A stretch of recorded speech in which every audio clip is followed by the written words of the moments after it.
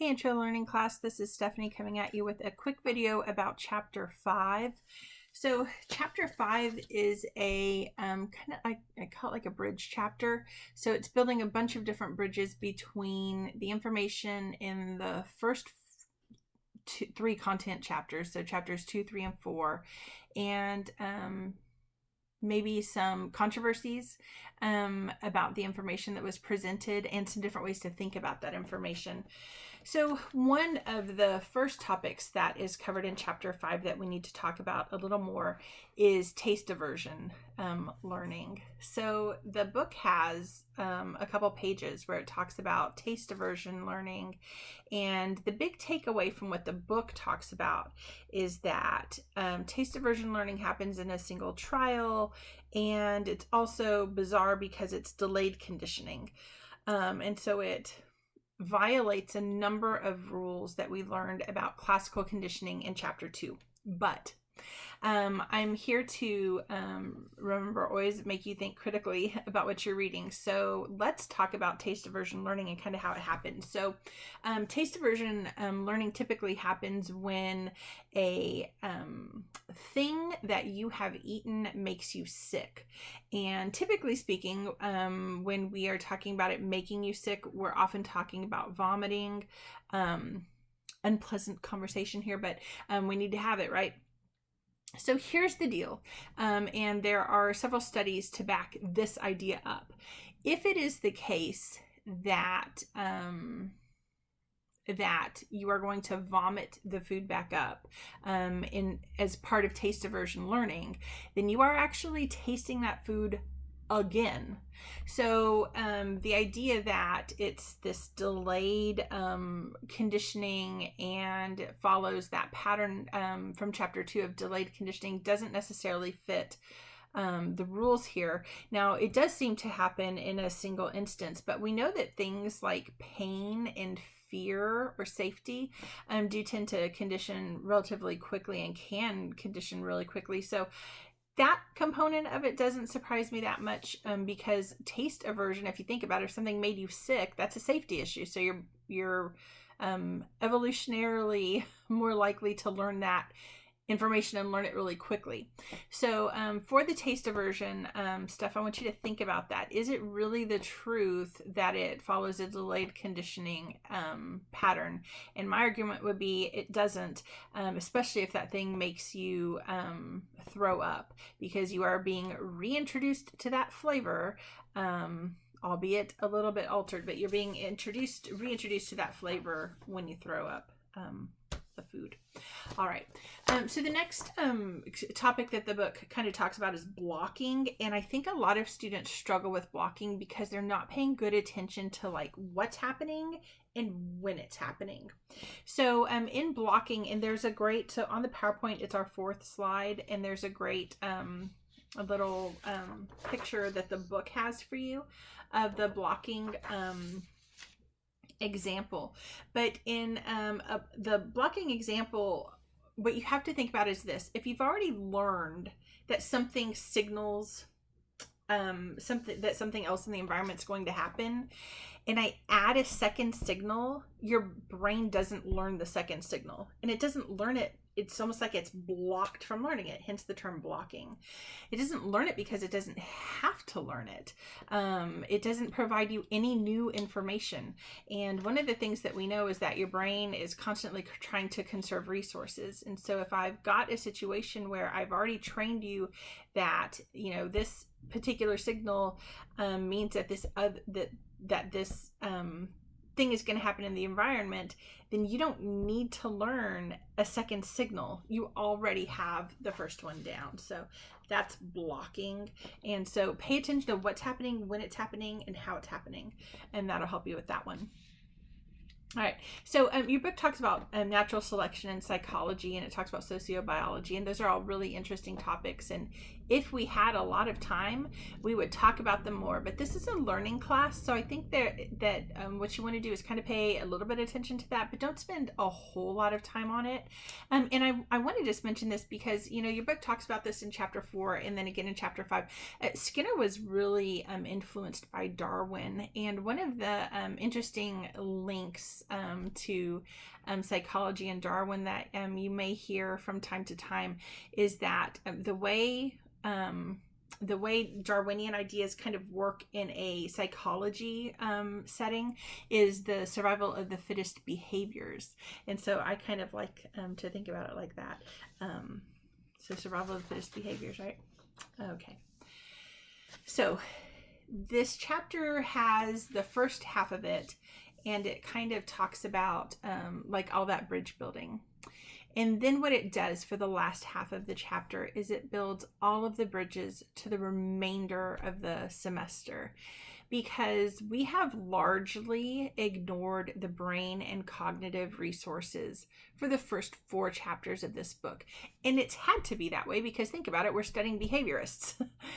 They don't want to know anything about the brain. They can't study it. They can't see it. They can't make inferences about it. They won't make inferences about it. And so cognition and the brain have been something that have been ignored. But here we go to the rest of the semester where the brain and thinking processes and things like that, the things that you thought you were going to learn when you took an introduction to learning class, those are the things that we're going to start talking about now. So the book says that there are different ways that we can study the functions of the brain.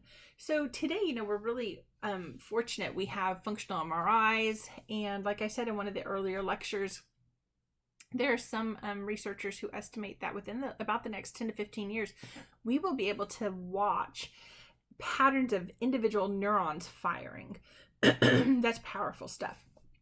Because right now we're pretty sure we know how all that works, but to be able to watch it in sequence and potentially watch those individual signals travel through the brain and then potentially right throughout the rest of the body, that would be incredible. And that's not something that we're really able to do yet. So we can study the brain in broader ways. So we use things like functional MRI, and we can kind of see patterns of activation within the brain. Again, those are large scale, but they're still better than anyone had even just 30 years ago. So we have functional MRIs. We can study brain chemistry. We can study the electrical signals. We'll talk about those a little bit in the next chapter. We can study people who have had different kinds of brain injuries. And in the next chapter we have, so in the next unit of the class, I have an old video that I absolutely love that you guys are going to watch. It's from the 1980s. It's part of the Annenberg CPB project. So those of you who are around my age probably remember having to watch a bunch of these Annenberg CPB project things in high school. Anyway, we're going to watch one. And what I want you to notice is this. What we knew about the brain in the 80s has changed a lot in terms of details, but in terms of the general substance, it hasn't changed that much. It's actually really interesting. And we still have to study the same things. And so one of the things that they study in that video are men who have had brain injuries for different reasons. And you'll see different types of amnesia. And it's really kind of interesting to watch that video. So anyway, it's an hour long. I've set aside a day for it. And anyway, it really is an interesting video. So Dr. Hebb, who is in chapter 6, actually is the person who narrates it, because he's still alive back then. So it's a great video. But this chapter, at the end of chapter 5, it's preparing us for all that stuff that's about to come, where we can start to think about the brain. So the other thing it does is it's going to talk to you about different components of the brain. And I do want you to know those in general. This is not a cognition class though, so I'm not going to show you a slice of the brain and say, okay, tell me about this, right? But there are 2 parts of the brain that you have to know for this class. And we are going to talk about them for this chapter. You've got to know them. And for all the other chapters, they are going to be important. So the first is the amygdala. The amygdala is a tiny little component in the brain, but it seems to be linked to emotion, aggression, and memory. So particularly like fear memory. And so people with sensitive amygdalas are more reactionary. Their amygdalas kind of fire faster when they are in a stressful situation, and they stay active longer. So the amygdala seems to be important, and it may be important in general memory, but we know that it is implicated in, or we believe we know, right? Can never prove a theory, but it seems to be implicated, particularly in fear memory. And then the hippocampus, and the hippocampus is something that we're going to talk a lot about over the next couple chapters, and then also throughout the rest of the semester, but it's especially important over the next couple chapters. And in the video that you guys are going to watch for the next unit, they talk about injury to the hippocampus, and there's some really interesting stuff in that. So the hippocampus is implicated in learning and memory, and we're going to talk about what we know about how that works, and we're going to talk about all the holes that we have still in our theories about how the hippocampus works to contribute to learning and memory. So we'll get into that, like I said, for the next unit. But because of that, you've got to know those two components of the brain, the amygdala and the hippocampus, two of the most important parts of the brain that we'll talk about. Finally, I want to talk really quickly about some of the ideas, the misconceptions that people have about the brain. So one that the book doesn't talk about, but that I absolutely love, I love the Mythbusters. And isn't it a shock? Did you guys see that Grant passed away last week? Anyway, just really shocking stuff. But anyway, I love the Mythbusters, and they did a test to see, is it true that we only use 10% of our brain? And of course that's not the truth, right? There's all these people who believe that, though, and apparently even Einstein believed that. He said he didn't memorize his phone number because he didn't want to use up any space in his brain that he didn't have to use up. It's ridiculous. In essence, your brain has unlimited capacity.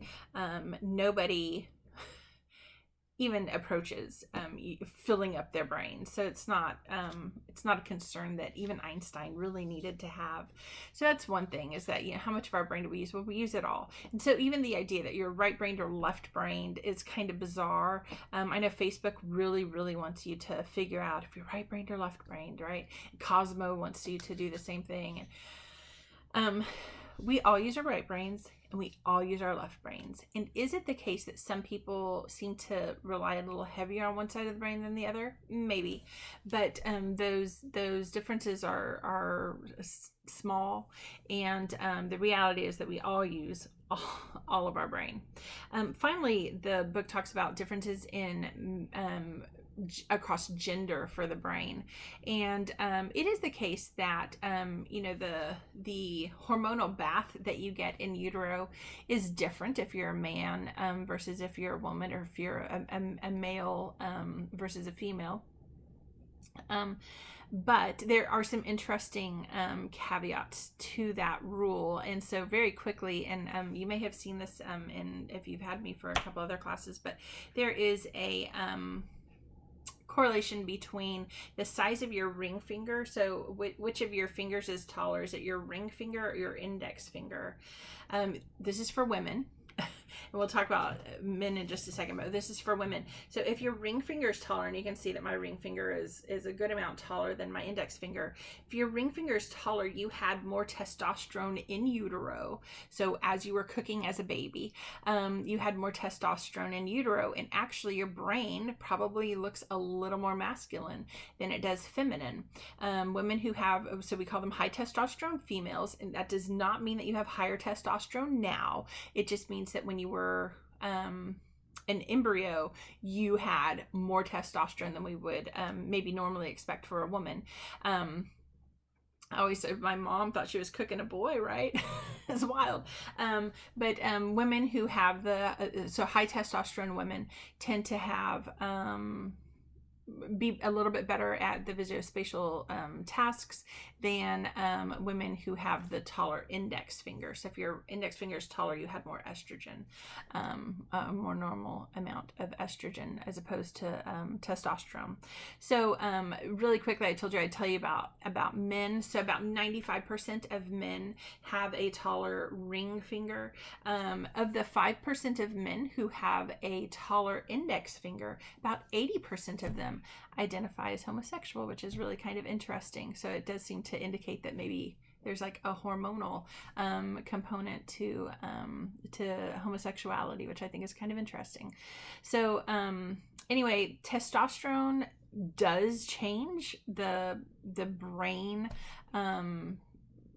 makeup, even in utero. And we also know that the brain is influenced by hormones outside of once you're born. And so this is a true story. I had read this article way back when I was about to have to take my GRE. I had very little time to prepare for it. That's a long story, but I was told to take it, and so I registered for it. And in a class, we happened to read that women did better at certain points in their menstrual cycles because of the hormone differentials. And so I was like, I'm gonna sign myself up for the best time in my menstrual cycle.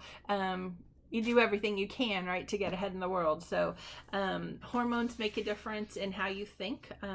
They make a difference in how you are formed in utero, and they make a difference in how you think outside of the uterus potentially. All right, that's it for this chapter. I told you it'd be short and sweet. If you have any questions, please send me an email and I will. So remember, your first exam is coming up here. And so please make sure that you have studied hard for this exam.